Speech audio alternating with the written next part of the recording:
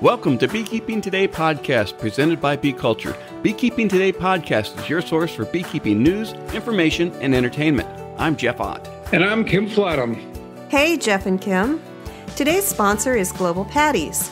They're a family-operated business that manufactures protein supplement patties for honeybees. It's a good time to think about honeybee nutrition. Feeding your hive's protein supplement patties will ensure that they produce strong and healthy colonies by increasing brood production and overall honey flow. Now is a great time to consider what type of patty is right for your area and your honeybees. Global offers a variety of standard patties as well as custom patties to meet your needs. No matter where you are, Global is ready to serve you out of their manufacturing plants in Airdrie, Alberta, and in Butte, Montana, or from distribution depots across the continent. Visit them today at www.globalpatties.com. Thank you, Sherry, and thank you, Global Patties. You know, everybody, each week we get to talk about how much we appreciate our sponsor support, and we know you'd rather we get right to talking about beekeeping. However, our great sponsors are critical to making all of this happen. From the transcripts to the hosting fees to the software, the hardware, the microphones, the recorders, the subscriptions, everything, they enable each episode. So with that, thanks to Bee Culture Magazine for continuing their presenting sponsorship of this podcast. Bee Culture has been the magazine for American beekeeping since 1873. Subscribe to Bee Culture today. We want to welcome Hive Alive as an episode sponsor. Hive Alive is the #1 liquid feed supplement for honeybees worldwide. It contains a unique blend of seaweed extracts, thyme, and lemongrass. The formula has been proven to help bees produce more honey, improve bee gut health, and improve overwinter survival. Ask about Hive Alive at your local beekeeping store, or visit the website at usa.hivealivebees.com, or visit our website sponsor page for more information. Hey everybody, thanks for joining us. We're really happy you're here. But just before we get started, I just want to remind everybody to subscribe and follow Beekeeping Today podcast and rate us. It really helps us.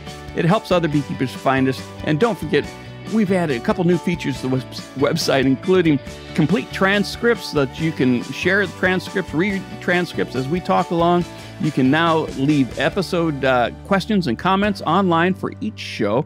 And you can ask a question, leave a question, answer a question, just join in the discussion.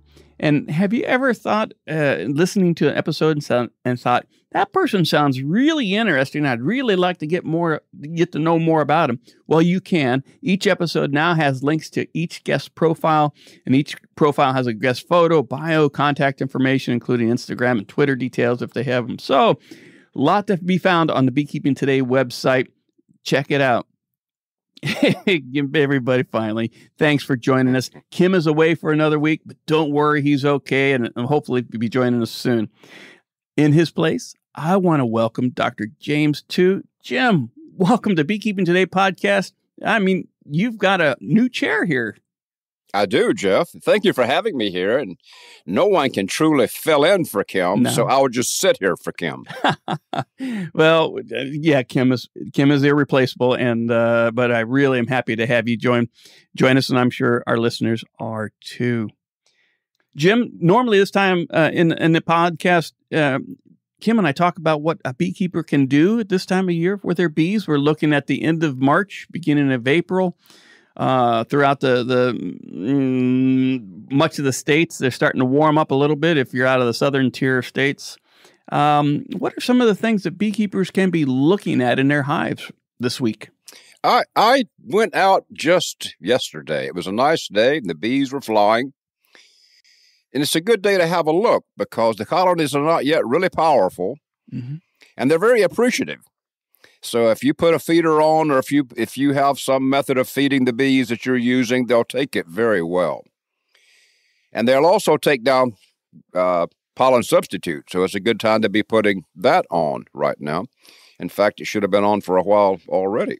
So just help the bees wake up. We're trying to pump them up and help them be all they can be by providing their food resources to them. Absolutely. And, you know, one of the things I've told people I've helped mentor is now's a good time of year. If you're timid about wearing or not wearing gloves, now's a good time to start experimenting with that. When the colonies are less populous, they're a little bit more dormant, or they're maybe even a little bit more clustered. Anyways, it's a good time to try it as opposed to, I'll say, August. Yeah, exactly. Geoff, I'd like to comment, though, that, it's a big country, a lot of different seasons. Yeah. And as we speak, I was talking to friend beekeepers yesterday in the southeastern U.S., specifically Alabama, and they're raising queens. Yeah. They're grafting and raising queens, and drones are flying. And so while I'm talking about stimulative feeding, they're talking, months from me down the road. Yeah, I was reading, someone was talking about they've got bees and trees already in Florida. I mean, they're just swarming already. So it's, cheers to those folks who are already experiencing those fun things. And speaking of swarming, I know on Honeybee Obscura, I've sat in for Kim on a couple of those episodes with you, and we've been talking about swarming. We are going to be talking about swarming. That's still, after all these years, is one of the most exciting things that still happens to even an old, tired, cranky beekeeper.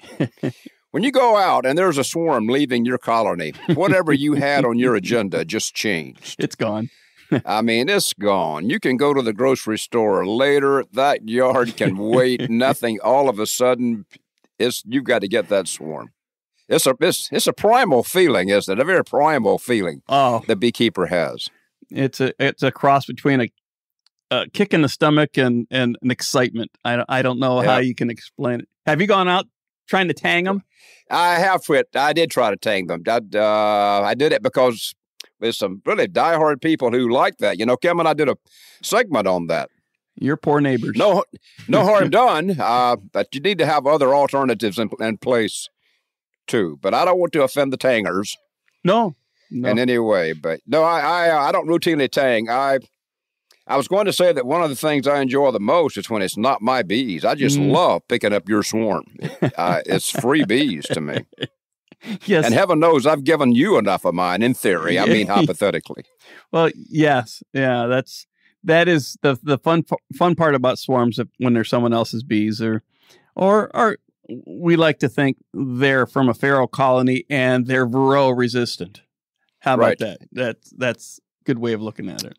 I got a long story that I can't go into, but I picked up a swarm 3 or 4 years ago that within 3 weeks ended up being one of the angriest, most hostile colony I'd ever had. I mean, attacking the neighbors, attacking the dog, attacking me. And so I wrote about it in Bee Culture. What an episode. How do you choose which colony to execute when you're not sure which one's the troublemaker? Is that the one you moved? It was that swarm. It was that swarm that had a really aggressive demeanor about it that just was not friendly at all. Well, free bees sometimes come with caveats. With a price. Well, on today's episode, we are inviting back Geoff Williams of Bee Informed Partnership and Michaela Wilson, also of Bee Informed Partnership, and they're talking about their management and loss survey, and also the Sentinel program that they have going. But it sounds like a fascinating program. I look forward to hearing from them. I have worked with Geoff at Auburn. He and I were at Auburn at the same time for a while. I'll look forward to talking with him. And Michaela, we go back, I think, I'll have to confirm this, to John Skinner days, I think, at the University of Tennessee. Oh, fantastic. Well, let's get right into the interview. But first, a quick word from our friends at Strong Microbials. Hello, beekeepers. Your honeybees face a lot of challenges out there. Unbalanced food sources from monoculture crops, holding yards, drought, food shortages, antibiotics, pesticides, and pathogens like chalk brood.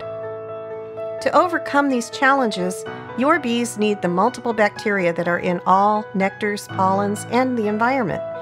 These bacteria aid honeybees' digestion and improve your honeybees' response and resilience to pesticides. Now you can help improve your honey colony health with a quick, easy, and safe-to-use product. Strong Microbials Super DFM Honeybee uses naturally occurring bacteria to restore the healthy gut biome of your honeybees. Check them out today at www.strongmicrobials.com. Hey, welcome back, everybody. Sitting across the virtual Zoom table right now are Geoff Williams and Michaela Wilson, both from Bee Informed Partnership. Geoff, welcome back to Beekeeping Today podcast. Michaela, welcome to Beekeeping Today podcast. I'm really happy you're here. Thanks, Geoff. I think it's been a couple of years. I think I convinced or twisted Selena's arm last year to join this call. Yeah, we've had BIP on several times in the past. Listeners might want to check up on some of the other earlier shows, but we had you back on in, 2019, you and Selena in 2019. We had, Kelly Kuhenik in 2020. And last year we had that. You were here last year with Natalie. Oh, really? Oh, no. Yeah. Time flies. Yeah. Well, I've got a new baby, so I've got like the baby brain going on right now. So, yeah, time flies differently when you have a newborn in the house. Oh, yes. Well, Geoff, for our listeners who really don't know much about Bee Informed Partnership or BIP, why don't you give us a little bit of background of who you and Michaela are and then what BIP does? Sounds good. Well, I'm the president of Bee Informed Partnership as of a few years, but who's counting in any case? I'm joined by Michaela. Do you want to say a few words? Yes, I'm Michaela Wilson. I work at the University of Maryland with Dennis Van Engelsstorp, and I've worked on the Bee Informed Partnership since we started it up in 2011, work on the survey and other database needs of the organization. And most of us at BIP are connected to some kind of land-grant university, like Michaela's connected with UMD.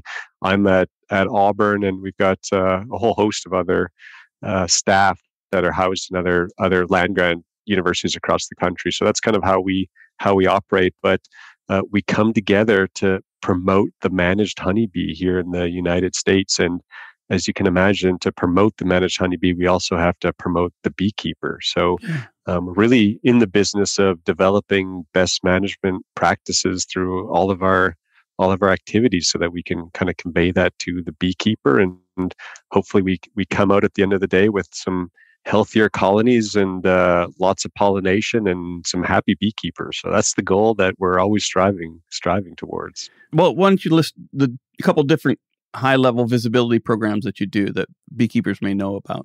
Yeah, that sounds good. Michaela, do you want to take a first stab? Nate, you can come up with one program. Yeah, so one of the things starting up for this season is the Sentinel Apiary program, where beekeepers can buy kits to sample their colonies and use our mobile app to enter field observations of the colonies. And we put all this data together to visualize with the beekeepers and meet with them to interpret their results and kind of help them through the year to assess what's happening in their bees.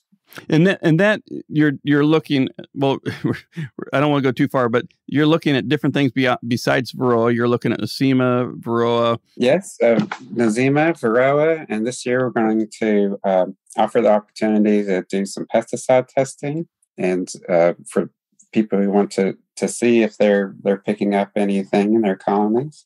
And also just kind of training on what are those kind of key metrics that you need to be recording when you open your colonies over time, such as queen status, and recording the population of the bees so that you can better communicate kind of what the state of your colony is and have a better overall assessment of the health of the colony.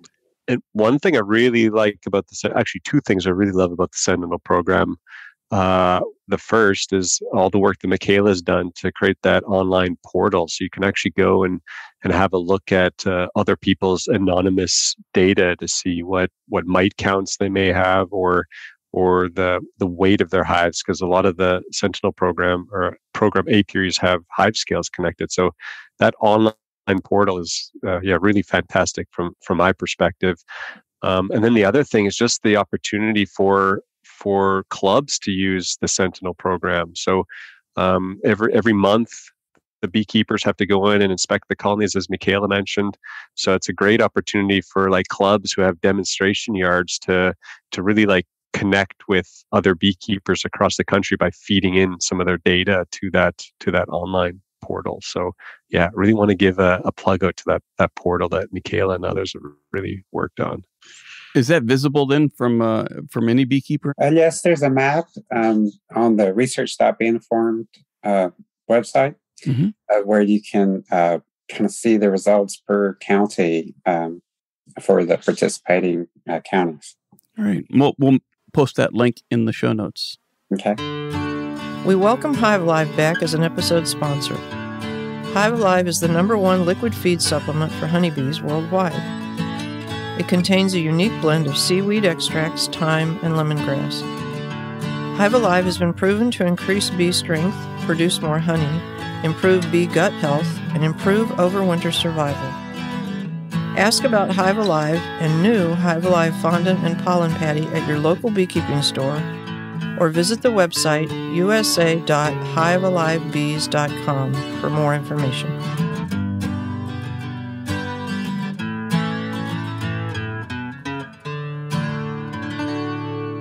And then the other program I really want to highlight here is our tech team activities. So the backyard or smaller scale beekeepers probably aren't aware of this, but we've got a whole host of really experienced staff that are essentially running around the country following our commercial beekeeping colonies as they go through their pollination routes, for example. And so they're working alongside commercial beekeepers to inspect their colonies, especially for diseases, provide recommendations, really are what we call the boots on the ground, so to speak, to really understand what's happening with our commercial colonies that are so important to our major activities like almond pollination or honey production.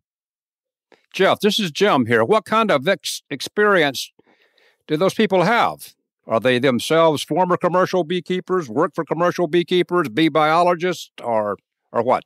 I'm going to say all of the above. They all have very diverse backgrounds. I think our most recent full-time tech transfer team specialist, he came out of Georgia and he was working at a commercial outfit for a few years. So it's all kind of over the map. And I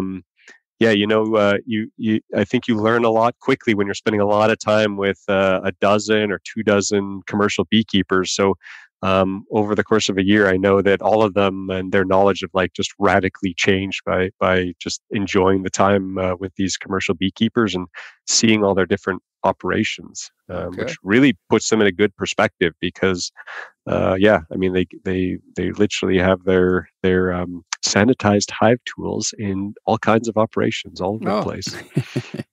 Several of the YouTube videos I've seen on the BIP website or BIP YouTube's channel, I always get, I don't want to say overwhelmed, but amazed. I appreciate, I'm in awe of the amount of data and bees that your tech teams go through.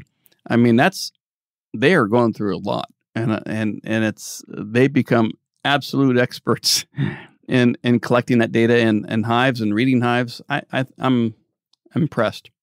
And I guess, Michaela, you can probably speak to that. I mean, they've got a whole app out there that are collecting all the data. I mean, it's BIP has really invested a lot into our IT sort of realm in the past few years.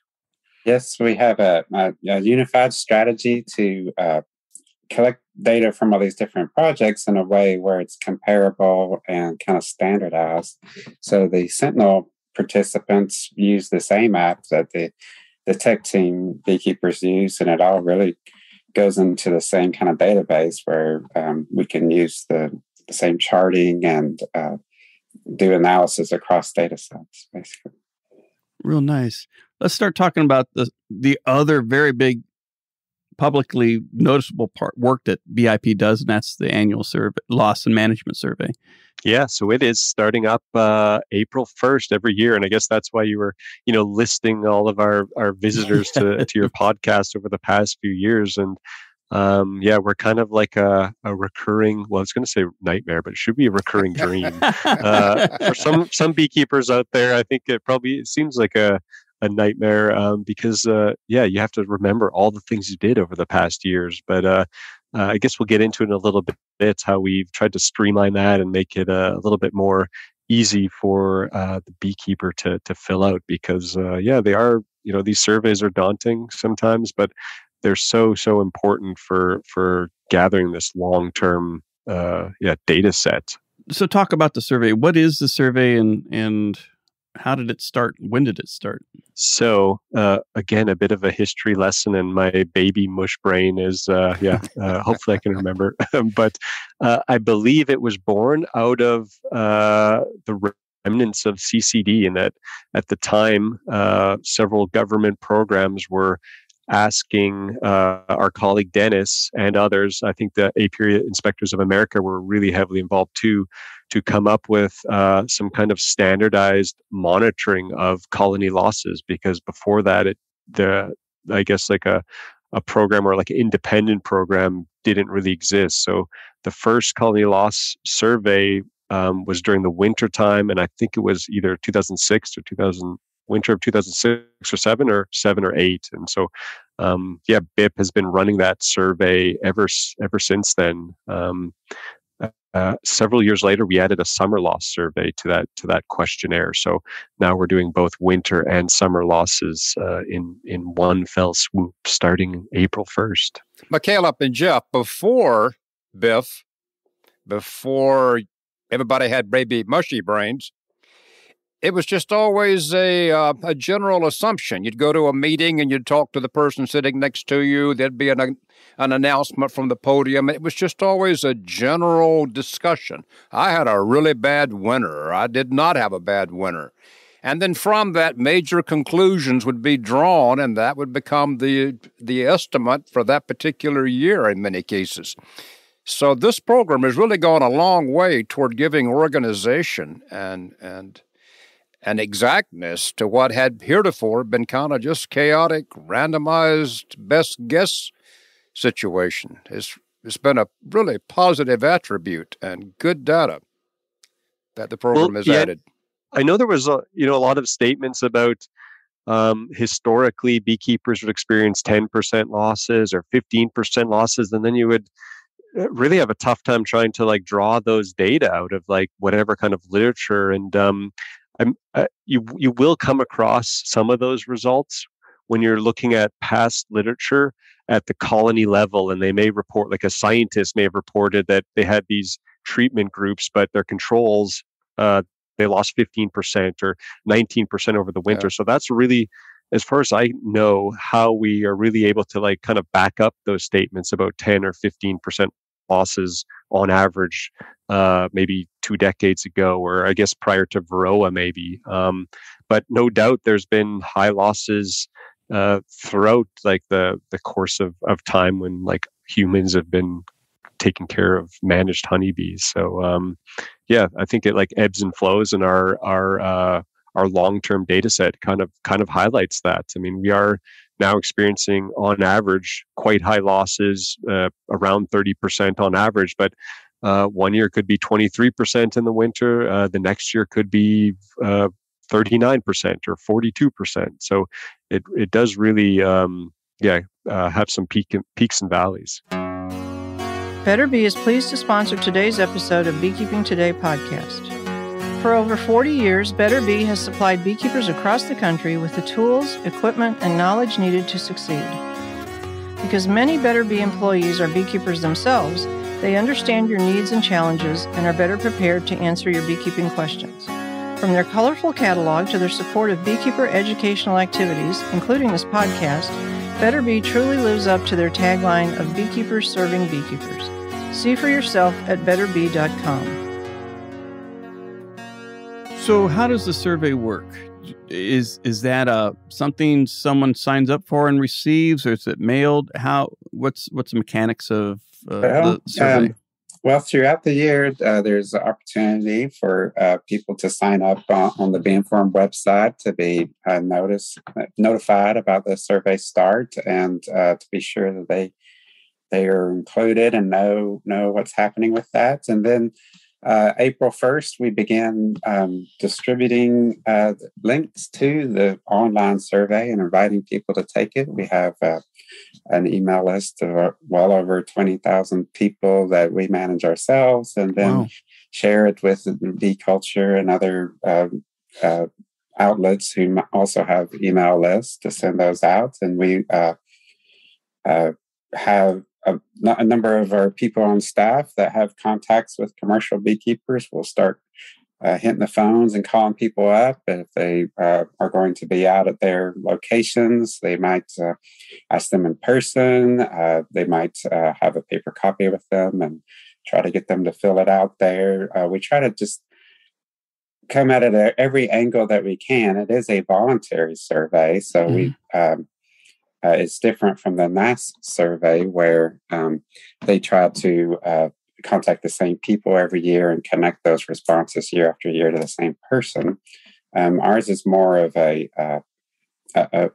voluntary and just try to get as many responses as possible from the different size groupings. We are sure to try to reach commercial beekeepers as well as mid-size and small-scale beekeepers. And one thing we're doing every year is like listening to the beekeepers and trying to make that experience better. So speaking about like how the beekeepers can take part in this survey, well, Michaela and the rest of the IT team have been working really hard to create essentially the survey on our own BIP platform.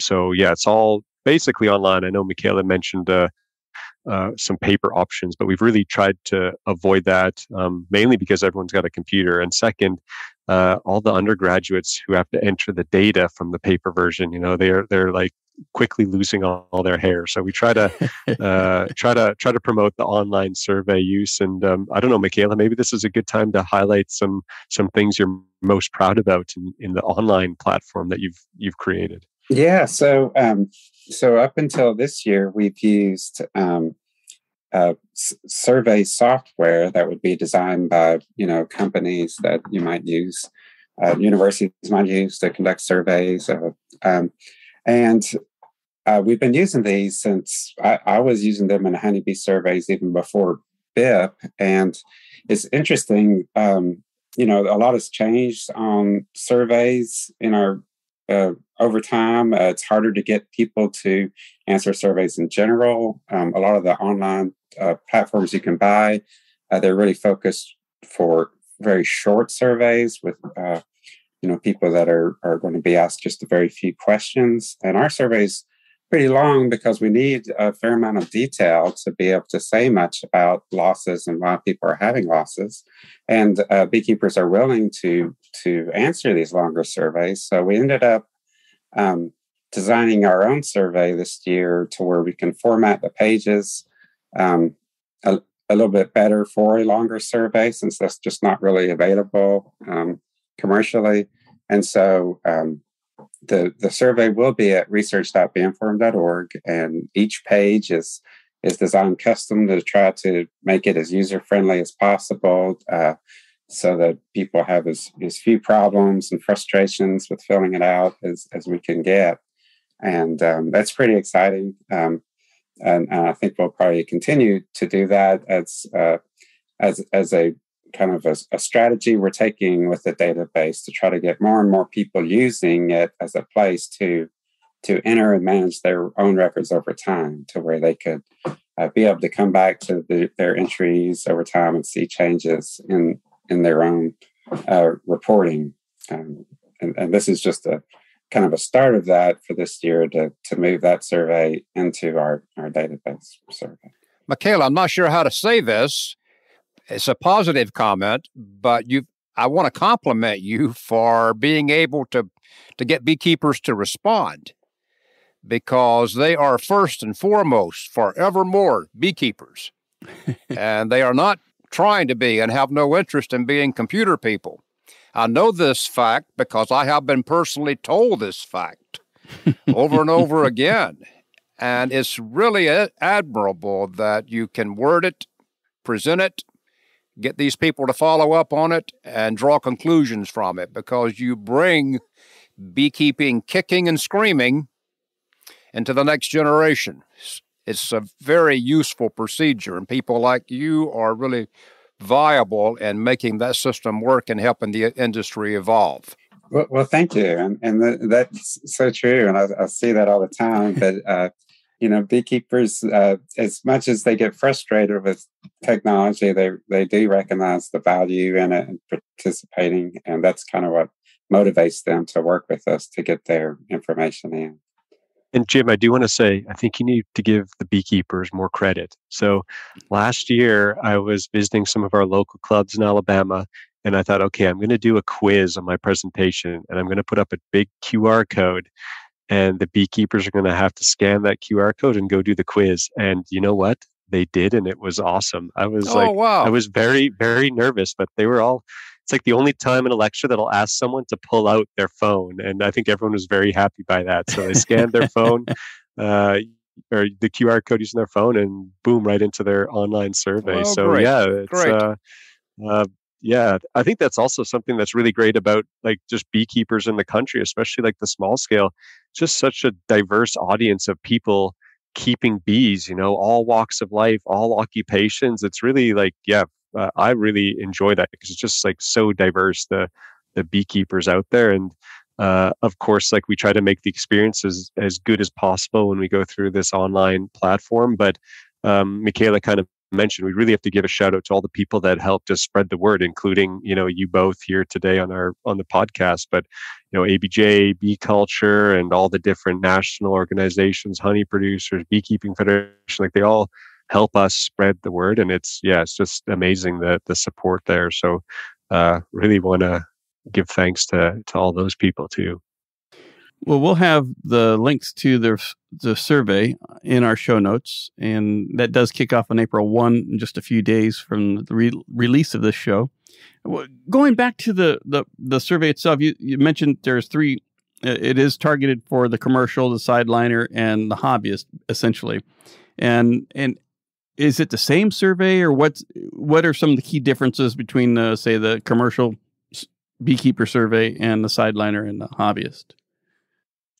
So about 2 years ago, again, listening to our beekeepers, we decided to try to fine tune and focus our survey. So it's a bit shorter, a bit more concise. Last year was the first year we did that. And there was kind of 2 aspects that we changed. One is we have these core questions that we're asking every single year for just so that we can like monitor these long-term trends, but we're adding a unique component or unique topic every year. So last year we were speaking about queens and new colonies. This year we're talking about environment. I'll let Michaela get into that in a second. So that's how we changed it. We tried to focus it a little bit more each year, also to shorten the survey. But the other aspect is, in fact, we're not asking a beekeeper if they're a backyard, a hobby, a backyard, or a sideline or commercial. Now we're kind of breaking them into 2 groups. So either we're calling it a small scale, so 50 or less, or a larger scale, 50 or more colonies. And with that, we do pose a few different questions. Like, for example, for the small scale, we're not asking questions about like beekeeping crews and like, how many crew members you have or what is their experience. So we are making slight adjustments, also like migratory routes and things like that. So we're trying to like customize the survey a little bit better to make if you're a commercial beekeeper or backyard beekeeper, be able to like answer those questions a little bit more easily. And maybe I'll throw it over to Michaela to talk about our specific topic this year. Yeah, so last year we focused on queens and queen issues, and this year we're focusing on environment, weather, and kind of location-based aspects of beekeeping. And there's some pointed questions about if you're experiencing, changes or extreme weather events, how that might impact your beekeeping. If you're having more issues with feeding or drought, heavy rains, give beekeepers opportunity to tell us about, experiences that may be changing over time, such as weather. And we did a little bit of this last year. We asked people, how the pandemic affected their beekeeping and got some information about that as well. And speaking about weather, I mean, we do have these core questions that we're asking every single year that we hope we actually can connect to, for example, like how the climate may be changing. Like we're asking beekeepers when they made their first splits every year. But then we also, again, have these very specific questions this year about drought and weather, or drought and excess precipitation. And we actually work with the USDA on some of those questions because their agency is super interested in that. Like, how do these extreme weather events affect all kinds of aspects of agriculture, not just beekeeping? As a beekeeper, what's the benefit for me to take and complete the survey? So first off, I would say to be just a great citizen scientist and promote this long-term data collection, because, for example, like as we go along and are collecting more information, more data, we're now able to look at these long-term like trends, and we're starting to, like, for example, map out hotspots of colony losses over time that we needed these like long-term trends to participate. So first and foremost, just being like a citizen scientist to promote beekeeping as a whole, so that we can include your data, whether or not you have 2 colonies or 20,000 colonies. If you're living in Oregon or Florida, we need all of these like diverse experiences to really make a good analysis moving forward for the country. So I would say that is number one. But I imagine as a beekeeper filling out that survey, you also get some glimpses into some experiences that perhaps other beekeepers would have, because a lot of our questions are multiple choice. And so maybe that just sort of opens up your eyes to what other beekeepers are performing in other parts of the country. We have a data portal where you can actually look at some of those results, some of those key management actions and how they connect to losses. So I think it just sort of diversifies your experiences, and the other thing is it hopefully forces you to keep good records of what's going on in your yard, because we know that's super important. I know Jim is chuckling there, but for sure you agree with me, right? I do agree. I do. I'm going to keep good records. I'm going to start this very year. I know I am. That's why it was painful. Every year I'm going to do better. Geoff and Michaela, where can I see this information? Are you going to make me pay for it? Are you going to make it available to me? Or how can I profit from this information? Yeah, we've published numerous. We have about 10 or so science publications where we're summarizing these results, and those are available on our website at beinformed.org.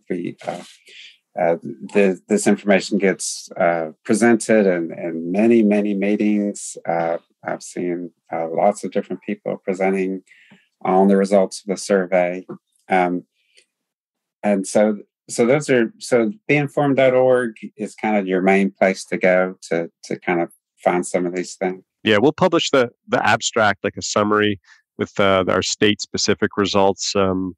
I guess about a month or two after closing of the survey at the end of April, and something that's really awesome that I know we're still we're updating a little bit is our data portal on the BIP site. So again, it's connecting the loss questions with the management questions and that part of the survey. So you can really like play around. It's like an interactive explorer there, and see what happens if you monitored for varroa using alcohol wash, and if there's a relationship there with colony loss. So I know we're tweaking and updating that site, but hopefully it'll be up pretty soon. And there's another place where you can go access that information free. So we're really trying to promote communication with as many beekeepers as possible. So trying to limit those firewalls, so to speak. Well, it sounds like really useful information at a time when we all need really useful information.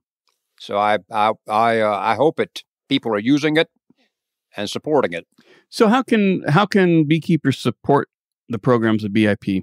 You said it's part supported by land grants, and there's other supporters. How's an individual beekeeper? How can I support the programs of BIP? Well, the loss survey is really just a great opportunity to just taking the survey is a great opportunity to support what we do. A lot of commercial beekeepers have reported to us that they value giving us information about their losses and their challenges, so that we can then use that information to go and support them by trying to obtain funding to investigate these problems, and kind of letting the world know that there are still a lot of challenges in beekeeping and losses. So I would start with, taking the survey and kind of letting us know what your experiences are. But you can also donate money. There's ways to donate. There's services you can purchase, such as the Sentinel program, which kind of feeds back into the process and helps keep it going. Well, I was going to let you know that, the BIP will see a large portion of income come from me personally from Amazon, because my Amazon Smile dollars goes towards Be Informed Partnership. And this last year took a serious hit on my Amazon account. So well, we are a nonprofit, so our Amazon, there is a Be Informed connection to Amazon Smile. So all you Amazon shoppers out there, I don't know if we're allowed to plug a name, so maybe I shouldn't have said that, but go for feel free to add Be Informed Partnership to your Amazon Smile account. We are a nonprofit. We will take Jim's cold hard cash. So feel free to send that my way, Jim, and I'll upload it to our bank account. But just participating in our activities, as Michaela mentioned, the survey, that's free to participate in. Our other programs like the tech teams and the Sentinel program, they do cost some money, but that actually gets reinvested through IT and our tech team specialists. So really just participating in BIP, spreading the word about BIP. I mean, all those things go a long way to just supporting our organization, and in turn, hopefully, we turn around and give you a higher return on investment, so to speak, by promoting beekeepers and beekeeping. Yeah, and you do have a online shop too. My BIP shirt is in the wash. I would have worn it just for you, but you're wearing it yesterday, right? No, over the weekend. Absolutely. That was yesterday. So there's plenty of opportunity, and I think you guys do a fantastic job. Is there anything else we haven't touched on that you'd like to bring up or talk about? I think just be aware. A couple of days, April 1st. We'll really be excited and looking forward to as many people participating as possible. So on our main page, you'll be able to find the survey. We hope that you'll you as a beekeeper will fill that out, but maybe pass that information on to a few of your beekeeping pals, and just kind of create this momentum for us where again we can hit 5,000 beekeepers this year or more. When do the results come out from this year? So we might adjust our communication plan a little bit, but I would say sometime late May, early June. It takes us a few weeks to sort of go through the data and clean it up, crunch some numbers, and then communicate that back out. So it'll be probably realistically early June is when we'll look to communicate those information. If you send us a note, we'll make sure we let our listeners know in a future podcast. Great, will do. All right. Well, Geoff Williams, Michaela Wilson, we really appreciate you taking time this afternoon to be with us on Beekeeping Today podcast, and look forward to having you back. Thanks for all the great work you're doing. Thanks for the support. Thank you. I enjoy having Be Informed Partnership on the show. We've been a supporter of their work and their programs since our very first years. And I really do have them as my Amazon Smile charity or nonprofit selection on Amazon's. And a portion of all my Amazon purchases goes to Be Informed. It was clever you thought to do that. I wouldn't have thought of that. I enjoy hearing their results too. They add order to beekeeping chaos, because otherwise, before BIP, it was just a long series of getting the best opinions you could. I like their work. Yeah, and it's reviewed. It's there is some controversy if you listen to the people who speak, that there's pros and cons, or some people say they don't interview enough commercial beekeepers or whatever. But all in all, they're out there doing the hard work and putting it out for others to review and use as needed. So kudos to them. Yep, kudos to them. Well, that about wraps it up for this episode. Before we go, I want to encourage our listeners to rate us 5 stars on Apple Podcasts, wherever you download and stream the show. Your vote helps other beekeepers find us quicker. Even better, write a review and let other beekeepers looking for a new podcast know what you like. You can get there directly from our website by clicking on reviews along the top of any web page. As always, we thank Bee Culture, the magazine for American beekeeping, for their continued support of Beekeeping Today podcast. We want to thank Global Patties. Check them out at www.globalpatties.com. And thanks to Hive Alive for returning this episode of the sponsor. Check out their honeybee feed supplements at usahivealivebees.com. We also want to thank Strong Microbials for the support of the podcast. Check out their full probiotic line at strongmicrobials.com. We want to thank Better Bee for joining us as our supporter. Check out their full line of beekeeping supplies at www.betterbee.com. And finally, and most importantly, we want to thank you, the Beekeeping Today podcast listener, for joining us on this show. Feel free to leave us comments and questions in our show notes or send us an email at questions@beekeepingtodaypodcast.com. We'd love to hear from you. Anything else, Jim, you want to mention before we sign off? No, I want to speak for Kim. He's an excellent resource here, and I hope he's back soon. Me too. Thank you for letting me fill in for him. You bet. Thanks a lot, everybody.